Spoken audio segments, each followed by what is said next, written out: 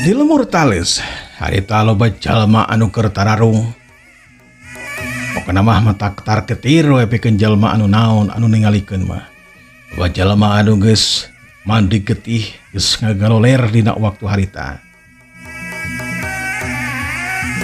Para pemuda anu narajang kasih bahalul kasih jurid jeung kasih jarmi katut anu sejena kecuali si Dorga harita terus-terusan narajang harita ngagunakeun ilmuna sabisa-bisa we sok ngajan teu bisa kena ilmu silat tapi terus-terusan harita ikhtiar seteka pola sangkan bisa ngelihkeun lawana masing-masing. Si Bahlul kulantaran ena mages mibanda jurus anu hebat gampang naker harita ngarubukeun dua lawana. Hiup jebet, hiup beras. Bodog harita kena pisan kana dada lawana. Si jurid oge sarua harita hiup jebet, hiup sring. Kelenceng.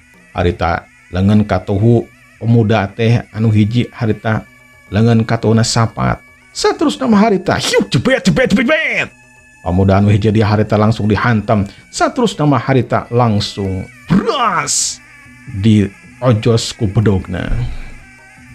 Kajadian anu sejenna oge sejarmi kitu si podok kitu di simidun kitu sarua kabehanana oge maragatkeun para pamuda anu narajang kadirina. Jumlah pamuda anu jumlah nateh aya kana 10 urangna. Harita geus palastra ngacarongkeng ngemandi getih tina taneuh. Sedangkan si Dorga dina waktu harita tarung jeung si Aron menikeun ka pakepis menikeun ka sing sariet eta bedog. Sakapeng mapantrok harita jeung bedog si Aron harita nyebetkeun bedog ditakis di baik ke bedogna si Dorga kitu jeung kitu we. Si Aron dina waktu harita ragata ngagunakeun jurus kembang sakti. Si Dorga dina waktu harita ngagunakeun jurusna nyatana jurus suku gajah mangrupakeun hiji tendangan atau jejekan anu berat teh saukuran jeung gajah malahan mah tikal-tikal. Hiuk suku si Dorga harita nyelebar kana dadana si Aron. Si Aron dina waktu harita nyabetkeun bedogna kana sukuna si Dorga rikat harita dibendung ku bedogna hiuk belentrang. Ikeun sakian kalina harita bantrokan jeung bantrokan di bae. Dua dana pada tangina dua dana can pernah kebedangan ku panarajang lawan masing-masing lantaran masih keneh rancingeus masih keneh rikat dina ngakiwar jeung nyingkan patarajang lawana. Tapi dina waktu harita mah cereng harita si jurid si Bahlul jeung wadia baladna ngepung deui ka si Aron. Ogo we si Aron kaget lantaran keninganan para pemuda anu mantuan teh geus taya di kieuna atawa geus palastra ku si Bahlul jeung anu sejenna ngan ku sababaraha geprakan. Serang. Si Dorga harita mere parentah cileng. Langsung harita nyabetkeun bedogna kana anggota badan si Aron. Si Aron harita pakepes di bae ingkahan jeung ngependung penerajangna si Dorga jeung wadia baladna. Hiuk gilek plos sauk hilp plos cilung belentrang. Bedog harita disabetan ku bedogna si Aron menikeun ka sing buricak. Clik si Aron harita pancunang tong kakarage pancunang tong sauk harita aya nu dek nyabet kana naon kada dua sukuna cileng jumpalik gorentel. Si Aron harita ngajumpalikeun badanna saterus nama harita ngagorentelkeun badanna dina taneuh. Puguh we pikeun anu sejen mah nyatana si Podok jeung si Jarmi harita kacida genangan pisan lantaran posisina aya di handap. Hiup Podok harita ngablesur kana badan si Aron belentrang. Kitu jeung kitu we harita menikeun ka sing belentrang.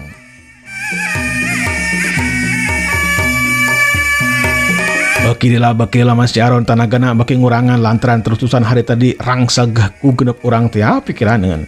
Tanaga si Aron baki leuleus sakumaha hebatna oge jeung jago gitunya. Ari dihurup ku genepan mah manehanna teh menikeun karipu. Andokna mah harita gedoran demi gedoran, tanggelan demi tanggelan si Dorga jeung si Midun genap pisan ngahantam kana tonggong jeung kana dada si Aron. Hiup jebet. Dalik deg. Harita si Aron ngedalik deg mundur ka tukang.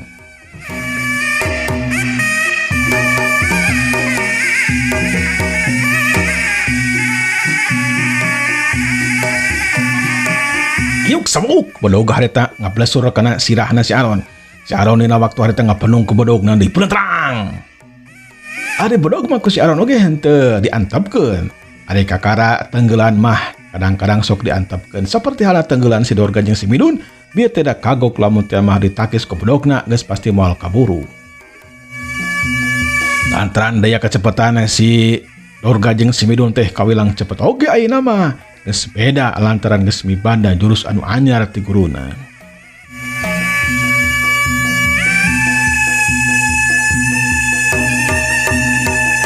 Serang dia, oi, serang. Si Midun harita mere parentah, serang, oi, serang. Si Dorga sarua harita mere parentah, cileng. Kenepanana harita narajang, poguh we si Aron dina waktu harita mah memang tita tadi kene geus ripu, ayeuna diserang di ku genepan. Poguh we manehna teh menikeun kasoak.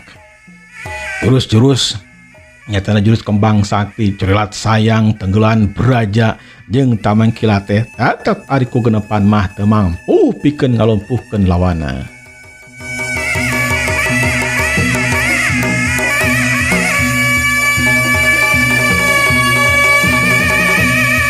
Ulah waka di podaran euy mun bisa mah ieu jelema ulah waka di podaran. Dewek butuh katerangan ieu tong ka di podaran urang bawa heula we, urang bawa we ngajauhan ieu film urang bawa ieu jelema teh yo. Si Dorga mere parentah sangkan ulah di podaran atau ulah di paehan si Aron teh. Sauk hiuk, beletrang. Eta bodog teh sing beletrang di bae ditakis ku si Aron. Beki lama beki leuleus harita si Dorga nyabetkeun bodogna harita dek narok kana sirah si Aron. Hiuk, beletrang harita menikeun ka ngaburicak. Dina kayan kitu siap harita. Aya pereup menikeun ka ngaperung menikeun ngablesur kana gadona si Aron. Hiuk jebet kena pisan harita solontor. Dina kaya nyelonton kitu harita tak-takna aya newak saterusna mah harita dibalikeun badana si Aron teh yang hareup ka si Podo. Dina kayaan kitu harita si Podo ngagunakeun sirahna pikeun naon pikeun diadukeun jeung sirah manehanana. Bogoh we atuh sirah si Aron teh bantrok jeung sirah si Podo. Hiuk jebet dalik deug di bae. Saterusna mah si Jarmi harita ngetik kenapa lebah naonna kenapa lebah pigulang leugeun si Aron sangkan bedogna teh ngaceleng. Hiuk grup deas celeng. Bedog si Aron harita ngaceleng. Ayeuna mah si Aron geus teu bogeun senjata deui bae. Dina kayaan kitu harita sauk hiuk kuku. Dua pereup si Dorga harita ngablesur kana dada jeung kana naon jeung kana walikatna harita. Na walikatna si Aron. Hiuk jebet. Korowok harita si Aron teh ngagoak. Saterusna mah harita gedebut si Aron teh mebet kana taneuh. Dina kayaan mebet kitu harita. Kumisna si Aron teh tiba-tiba harita ngaplek. Wogo we si Dorga jeung anu sejenna kaget. Buru-buru harita leungeun si Dorga teh rek nyokot kumis si Aron anu ngaplek teh ya. Tapi si Aron dina waktu harita mak meungeun cokot kumisna teh langsung harita teh narajang nyecek kana dada si Dorga. Hiuk jebet. Si Dorga kaget oge. Boro-boro si Aron harita ngagulingkeun badanna ngajauhan eta patompatan. Jeleng harita luncat saterusna mah manehna teh ninggalkeun eta patompatan. Tapi pikeun si Dorga jeung wadia balada mah hal anu gampang ngudag si Aron dina kayaan kitu mah lantaran manehna tanagana geus leuleus. Curilat. Kedepanana oge harita nuturkeun ngudag ka si Aron geus lumpat ti heula. Dina kayaan eta si Aron lumpat teh lain kaluareun ti eta lembur atawa ka pileuweungan, tapi manehna teh lumpat atah kalahkeun ka jero pilemburan. Si Aron harita terus ngabecir lumpat ka jero pilemburan bari jeung tulung-tulungan. Sedangkeun Mang Musa jeung Bah Juki dina waktu harita ngan bisa melohok we manehna mah kasima jeung deh asa hese pikeun ngomong teh. Si Aron terus-terusan harita lumpatan tulung-tulungan hayang ditulungan ku si Aceng tujuan utama nama.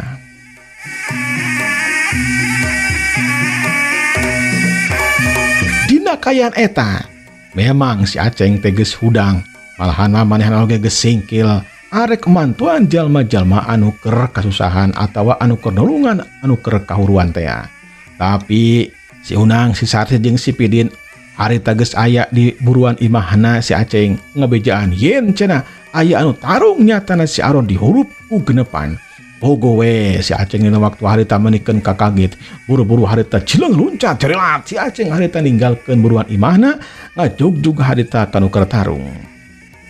Ngadenge aya nu tulung-tulungan si Aceng apal kana sorana. Sakapeung mah sora lalaki, sakapeung mah sora awewe. Puguh he metak salempang pikeun si Aceng mah bisit ya si Aron atawa nyi kanti kumaha onam.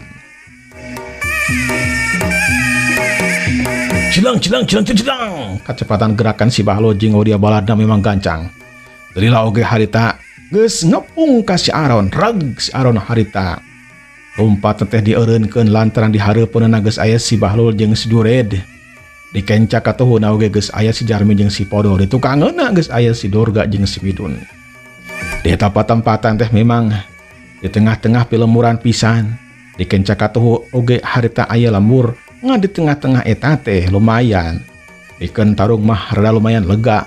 Aya pelataran di eta tempat teh. Dina waktu harita si Aceng geus tepi ka dinya, puguh we harita si Aceng kaget. Lantaran aya jalma jumlahna genep urang harita ngahulup atawa ngurilingan badan si Aron. Cileng si Aceng harita luncat, curalit telig. Si Aceng harita pancung nangtung geus aya di tengah pakalongan tarung. Si Aceng harita cuma harita bari jeung semu ngalalecehkeun ka si Dorga jeung kanu sejenna. Naon anu celur naon euy. Tarung desa model kieu di dinya mah. Ye nengekeun atuh ari ngaran tarung kudu hiji lawan hiji. Ieu mah kalahkeun ka hiji lawan genep cing era atuh euy. Sakumaha gagah oge di dinya, sakumaha rampok oge ulah kieu-kieu teuing. Dalamun teh mah aya penilaian jawara jigana maneh teh pangbututna nilai doy. Ulah kieu dulur kuduna teh satria nyatria hiji lawan hiji geura tarungna. Dewek mah hayang tarung jeung sia tah. Jeung saha ngaran maneh doy? Dorga lin. Dewek mah jujur we hayang tarung jeung sia Dorga sok buru lah maju. Montong dingkekeun deui. Ngan kudu hiji lawan hiji komata ieu dewek nangtang tarung ka sia. Sok buru. Ngadenge ceritaan si Aceng samunna kitu pogoe si Dorga merkeun kanyak berem banget nanti lantaran geus di lerece geus dicacampah ku ngaran si Aceng. Ceritaan si Aceng memang nyentuh pisan kana hatena si Dorga jeung anu sejenna. Montong ikut campur sia Aceng suracing goblok sia. Lantaran ieu masalah dewek jeung si Aron. Awas sia, minggir awas. Tapi sakitu lur. Si Aron teh geus dianggap keluarga. Pikeun kula mah jadi mun teu aya jalma nu macam-macam geus Aron, geus pasti bakal adu hareupan jeung kula. Jauh kaina mah. Urang tarung Dorga. Urang tarung bebeakan jeung dawet tapi hiji lawan hiji kumaha? Mah setuju teh yo. Si Dorga dina waktu harita mikir heula. Tapi geus dilama harita pok si Dorga teh harita. Jadi mun kitu mah. Batur. Minggir euy, minggir. Kasih si. Sok kasih si heula. Idun, Podo, Jarmi, Jured, Bahlul, kasih si heula. Dewek hayang tarung jeung ieu jelema ye, bet bisa-bisana nangtang tarung ka dewek ye. Sok minggir heula kasih si euy, nyenglet.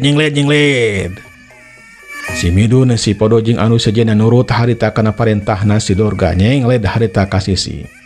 Sedangkan si Aron oge sarua harita nyenglet dikasih si. Lamun kieu kakara ieu kakaranya Tria. Kakara alus ieu tarung teh fair-fairan kieu mah alus hiji-hiji. Mun tarungna hiji lawan dua can alus atuh kitu mah. Tok lah. Kula teh memang hayang tarung jeung maneh dor ga. Yok buru lah. Tarajang ke tarajang. Dek ngagunakeun jurus naon ge bebas.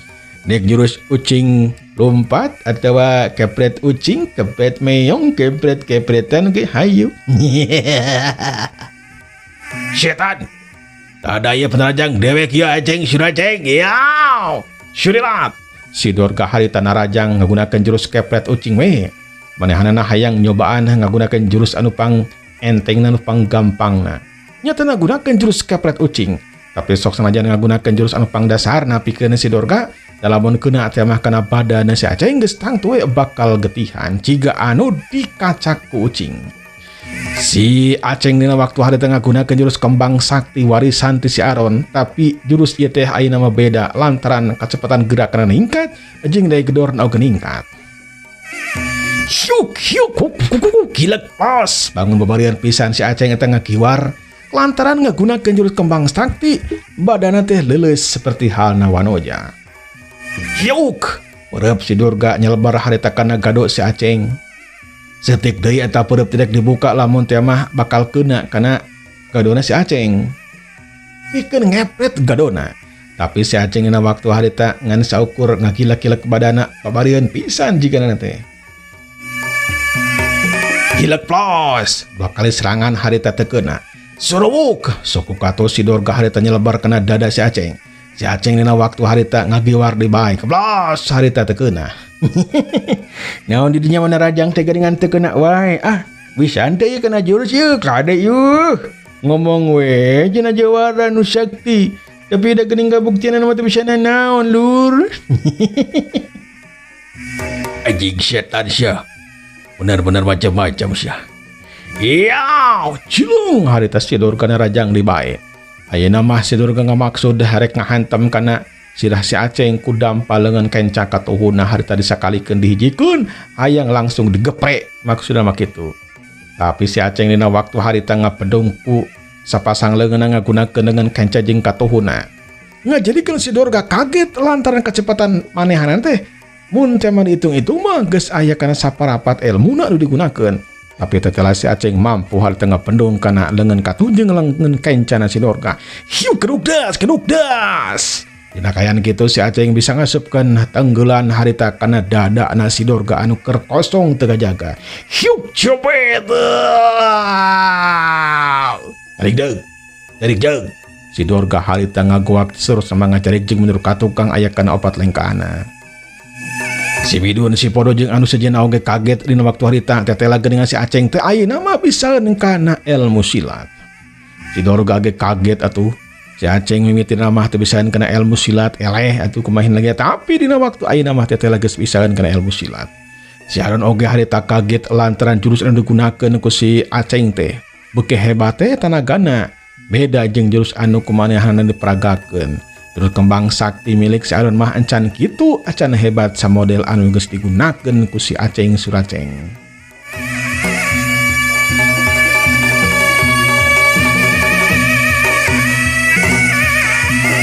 Alah, tetela si Aceng bisaeun kana ilmu silat. Alah, aing teu percaya aing. Ragatak si Durga harita ngagunakeun jurus anu kadua nyatan jurus tenggelan bumi. Tenagana disalurkeun harita kana leungeun katuhuna.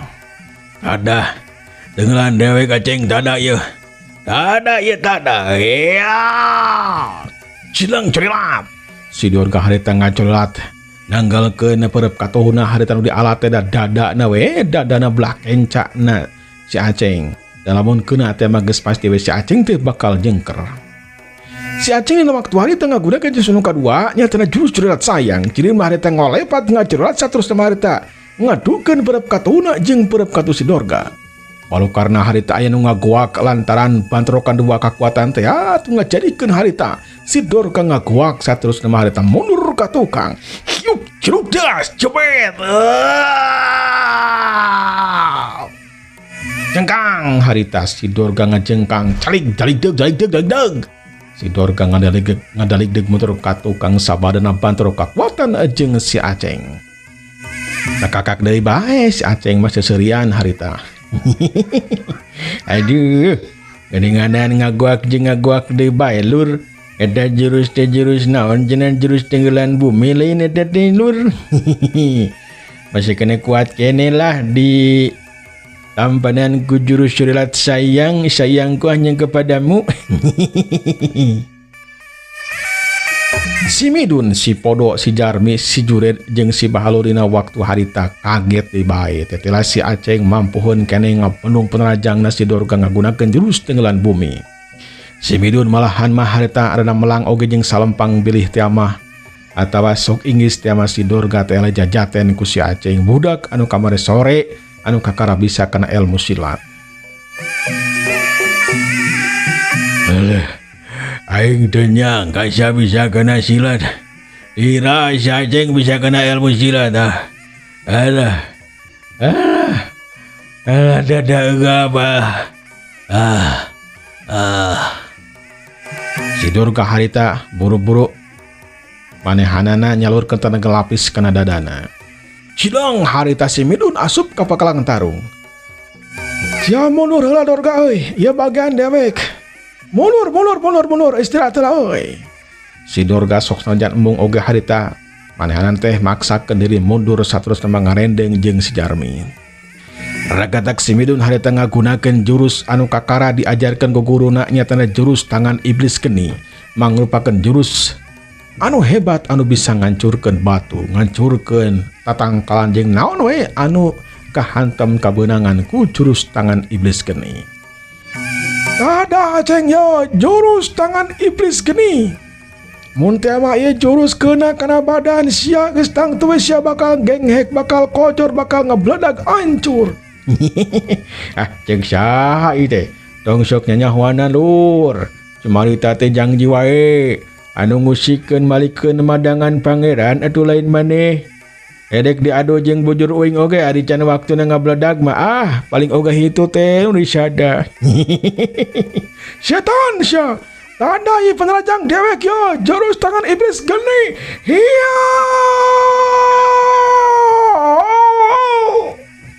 Jerilat harita.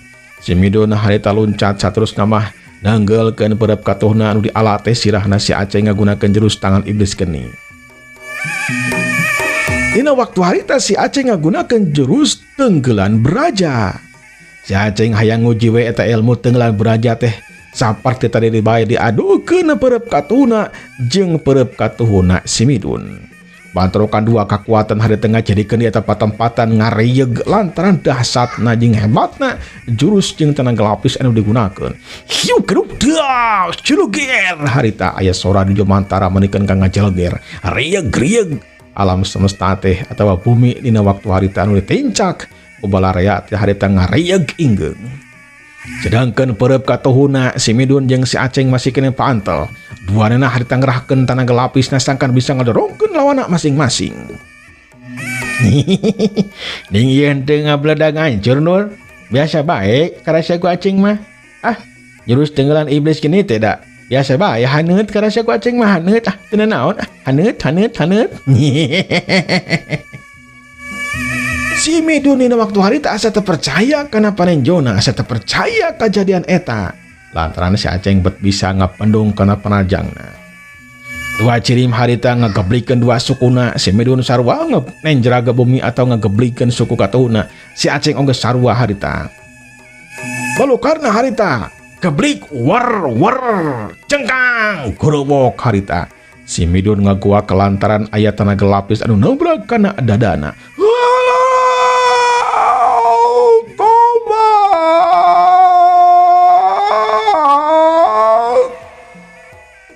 Cengkang harita. Badan si Midun tengah cengkang saterus nama harita. Kedebut badan si Midun harita mebet kana taneuh pikarunyaeun. Boro-boro harita anu sejen oge nyamperkeun saterus nama mantuan ka si Midun sangkan bisa hudang deui. Sedangkan si Aceng mah nyerengeh deui jeung nyerengeh bae manehna mah terus-terusan mah panas kanu jadi lawanna. Aduh. Da gedinganan kelah didinya anu ngajong geng lur dek syare teh lur. Syare mah tong didinya kotor eta.